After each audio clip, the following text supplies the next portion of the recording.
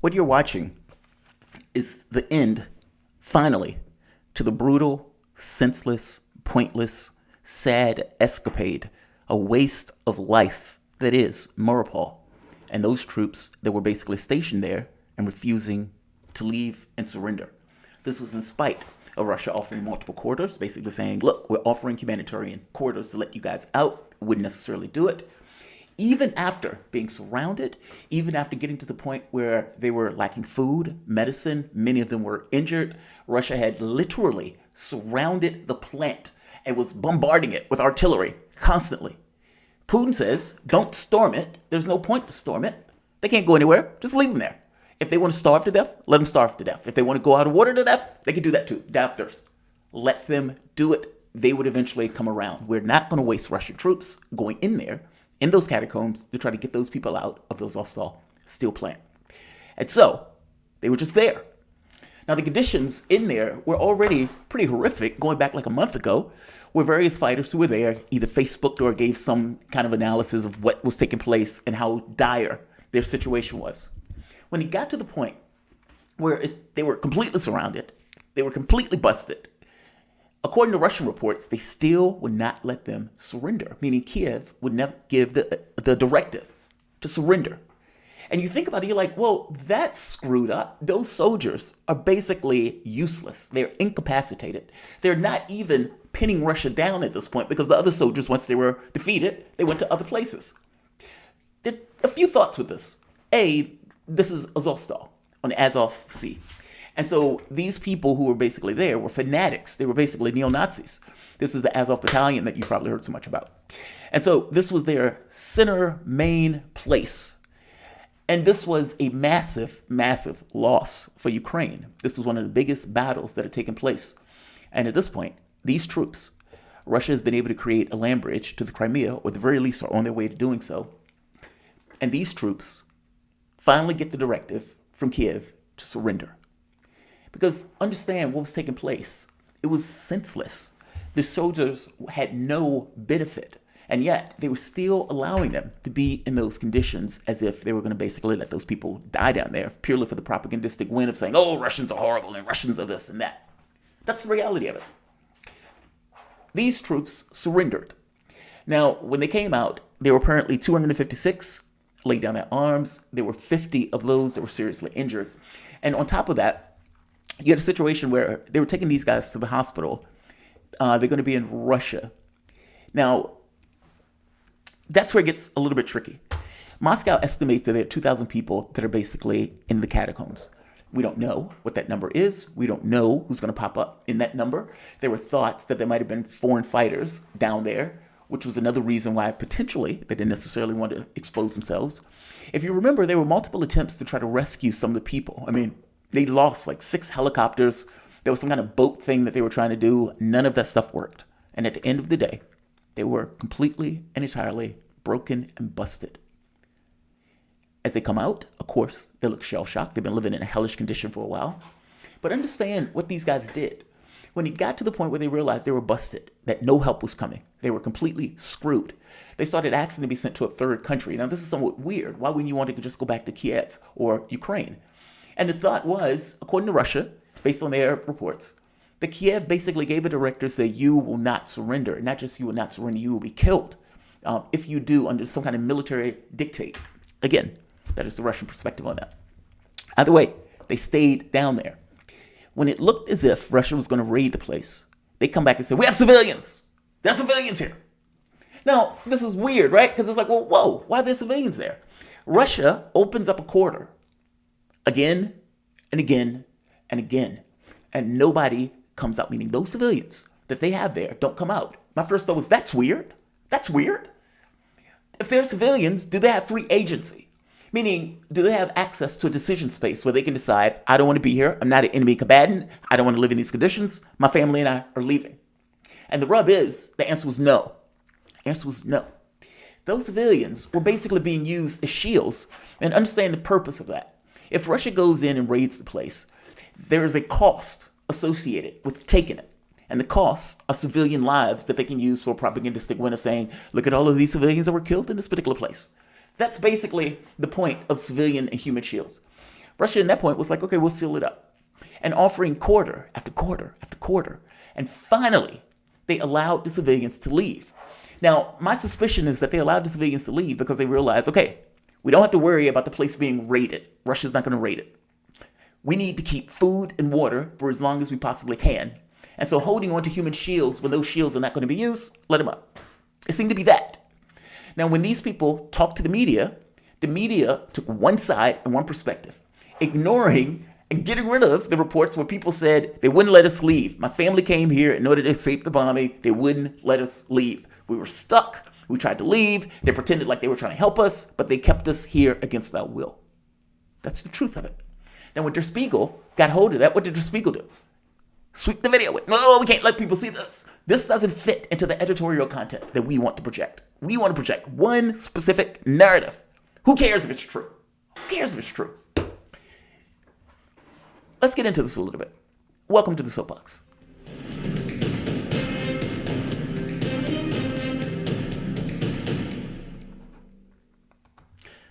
My name is Jamarl Thomas. This is the Progressive Soapbox. Guys, if you dig this content, please like, share, and subscribe. You can always support this content through PayPal or Patreon. I'm trying to get like 3 or 4 videos in per week. That seems to be somewhat of a nice schedule. I'll probably do more or less depending upon how things go. But this story, I've covered this story from the beginning when this was first taking place. Because to me, it was like a senseless loss of life.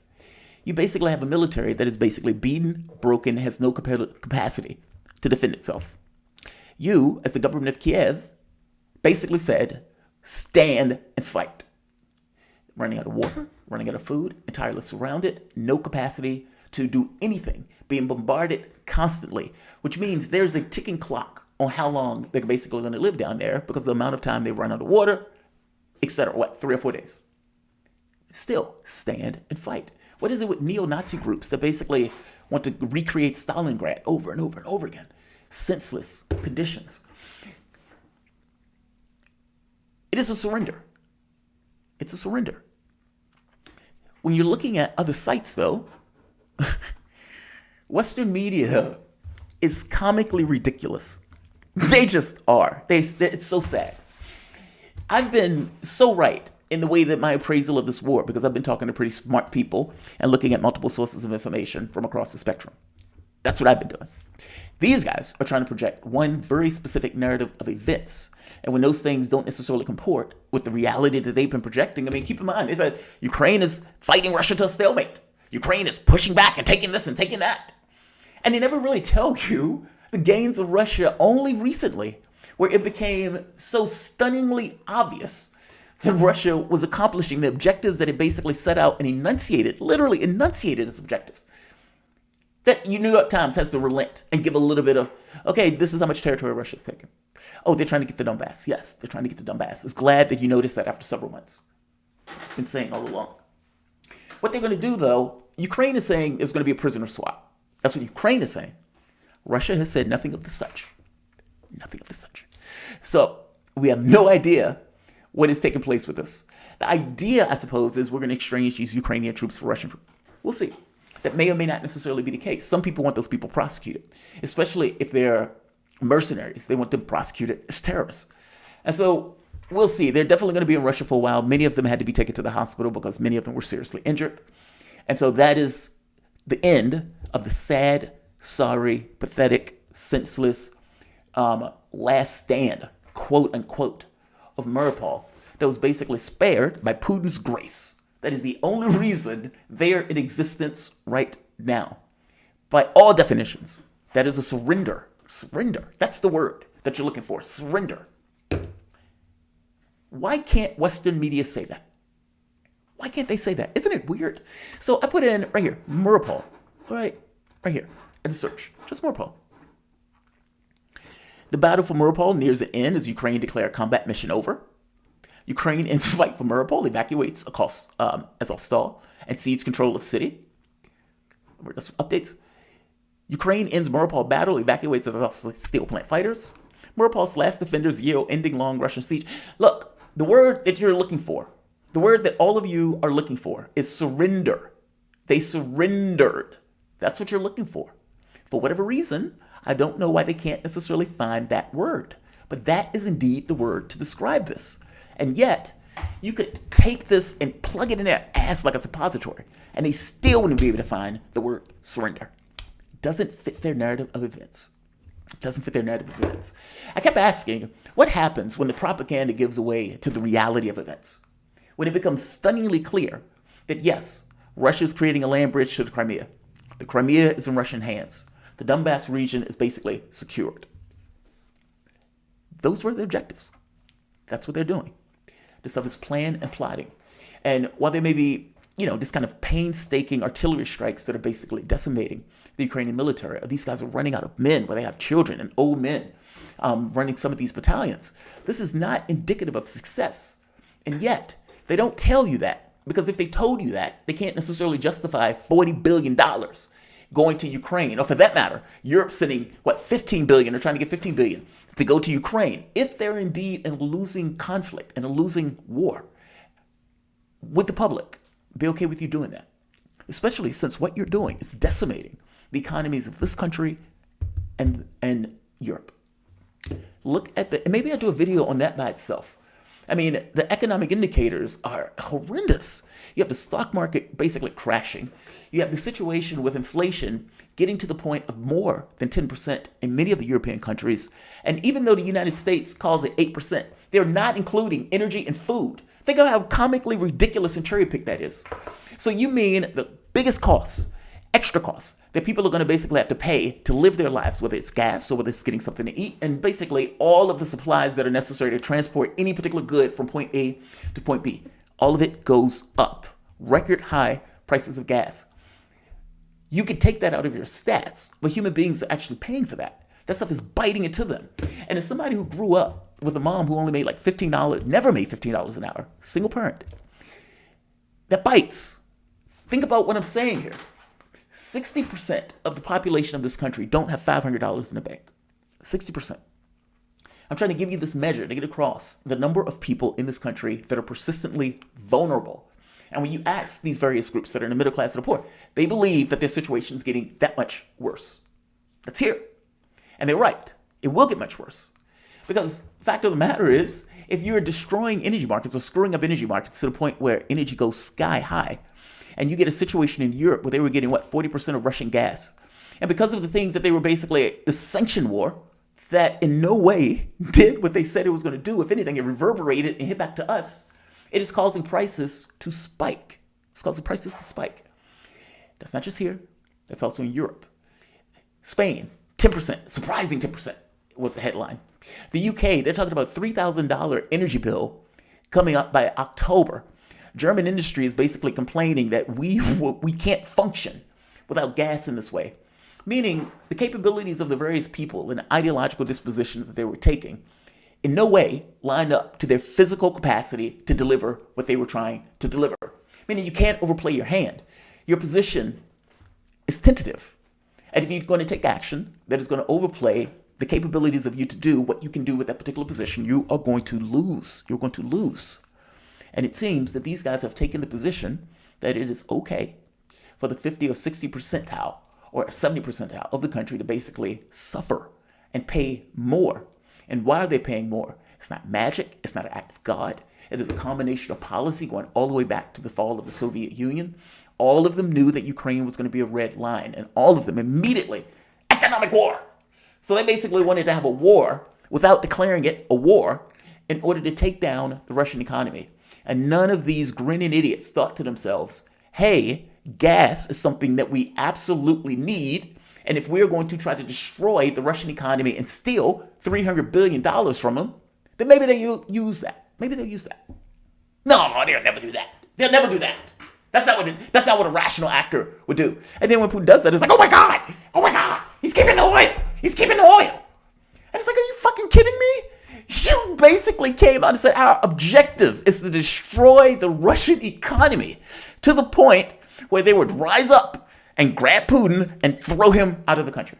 Comically ridiculous. Comically ridiculous. The moment that they did that, I came onto the channel and said, why do they think Russia's not going to do something to gas? A few days later, gas comes out. These people are idiots. And like the level of incompetence is stunning.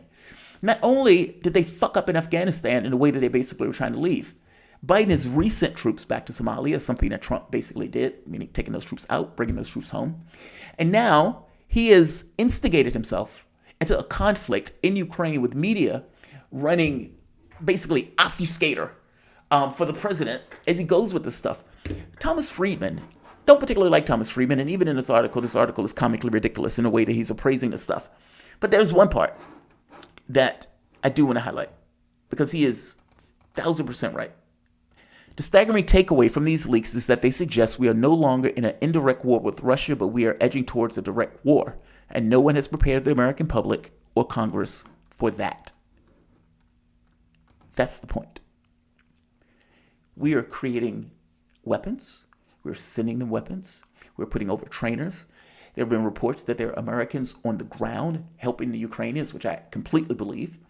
And on top of that, we are given intelligence in order to whack and kill Russians. How are we not a belligerent in this process? How are we not working in coordination with Ukraine? Not just that, NATO. Meaning all of these NATO nations are sending all of the money in the world to fight to the last dead Ukrainian. And I wanted to say this is Biden's Ukraine first, but that's not really even accurate. All things being equal, Ukraine is being used as cannon fodder. We need to use it as a weapon to try to hurt Russia in some way. It could be our pretext because we know it is a red line. And because it is a red line, we can use that as a pretext at the point where Russia attacks, to attack Russia with an economic war to decimate that country and finally affect our mission of regime change in Russia. That didn't work. That didn't work. Comically ridiculous. That in no way worked. And instead, we're dealing with this. $40 billion, Lend-Lease bill. And think back for the moment. I mean, this was kind of the events of Vietnam, right? France leaves, another power comes into play, there's a civil war. And in the context of that civil war, the United States instigates itself into one side of that particular civil war. Well, what is going on here? You have Ukrainians killing ethnically Russian or Russian-speaking Ukrainians for 8 years. Nobody in this country gave a shit because they're goddamn racist, and they didn't care that those Russians were basically being, or those Ukrainians were being killed because they spoke Russian. It didn't matter to them. And so after the 8 years, where Russia finally says, yeah, those are independent republics, and we're going to back those independent republics. At that point, then everybody cares. Everybody gets involved. Everybody, is wanting helping Ukraine. At the point where we are provoking a conflict, starting an economic war, that economic war reverberates. Russia is getting a surplus of money because of the increase in gas prices, so are many of the OPEC countries, so they're not going to do anything to lower it, not to mention they don't like Joe Biden.